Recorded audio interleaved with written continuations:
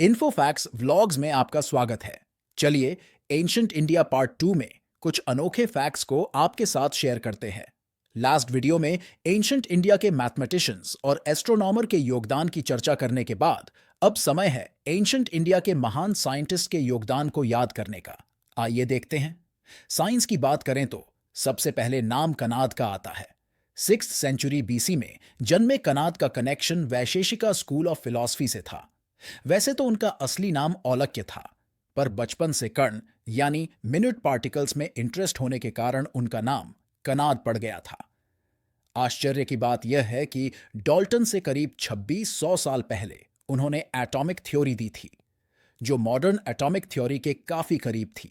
कनाद के बाद 6th century AD में जन्मे वराहमिहिर एंशियंट इंडिया के दूसरे वेल नोन साइंटिस्ट थे। तो जानते हैं वराहमिहिर के बारे में। वराहमिहिर ने हाइड्रोलॉजी, जियोलॉजी, इकोलॉजी और एस्ट्रोलॉजी यानी ज्योतिष शास्त्र में बहुत बढ़िया काम किया था।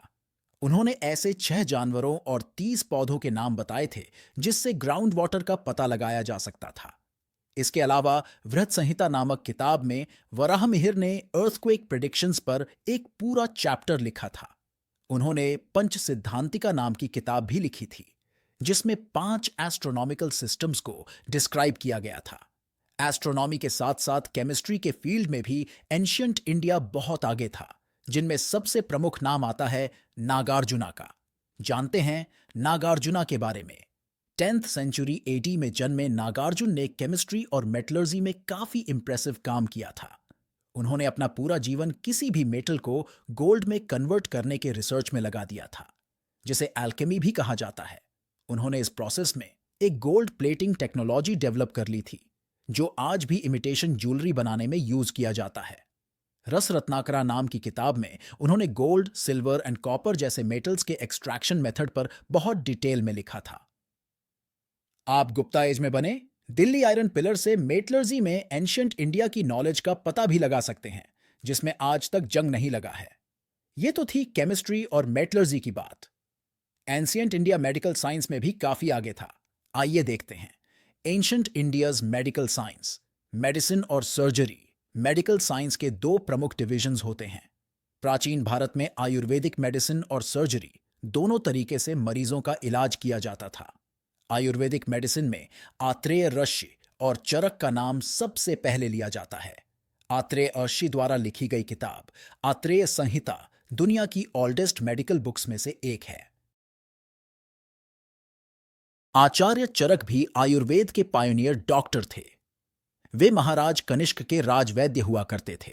उनके द्वारा चरक संहिता लिखी गई थी, जिसमें विभिन्न बीमारियों के लक्षण, diagnosis, prognosis, medical management, prevention और यहां तक कि हेल्थी रूटीन लाइफ का बेहतरीन मैनेजमेंट डिटेल्स में डिस्क्राइब किया गया है, जिसे अधिकतर आयुर्वेदिक फिजिशियन आज भी प्रैक्टिस कर रहे हैं। लिवर और किडनी रिलेटेड डिजीजेस के जो आयुर्वेदिक मेडिसिन आज चमत्कारी रिजल्ट्स दे रहे हैं, वो इसी संहिता की देन है। मेडिकल साइंस के दूसरे डिवीजन सर्जरी के आचार्य सुश्रुत का योगदान एंशंट इंडिया के सर्जिकल एजुकेशन का बैकबोन है। प्लास्टिक सर्जरी और कैटरैक्ट सर्जरी यानी ऑप्थेल्मिक सर्जरी के लिए आज भी याद किए जाते हैं।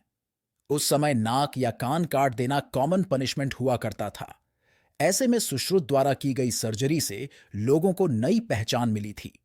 सुश्रुत संहिता नाम की किताब में उन्होंने सर्जरी के अलावा 1100 डिजीजेस और 760 मेडिसिनल प्लांट्स के बारे में भी बताया था। मेडिकल साइंस में एक्सरसाइज, लाइफस्टाइल मॉडिफिकेशन और फिजियोथेरेपी का महत्वपूर्ण योगदान होता है। ऐसे में प्राचीन भारत में योग एक इंपॉर्टेंट इन्वेंशन था।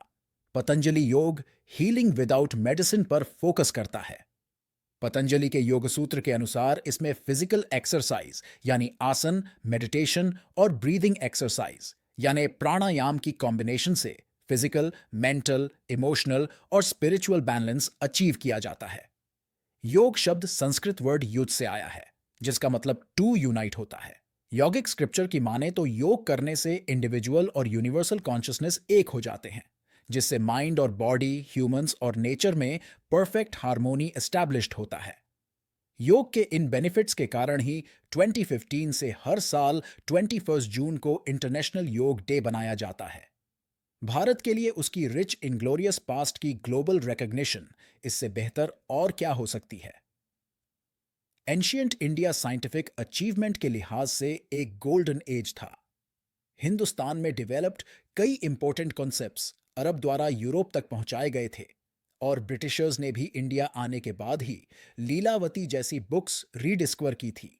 ऐसे ही हिस्ट्री, साइंस, टूर और करंट अफेयर्स रिलेटेड फैक्ट्स और इंफॉर्मेशन के लिए इन्फो फैक्ट्स चैनल को सब्सक्राइब करें और सपोर्ट करें।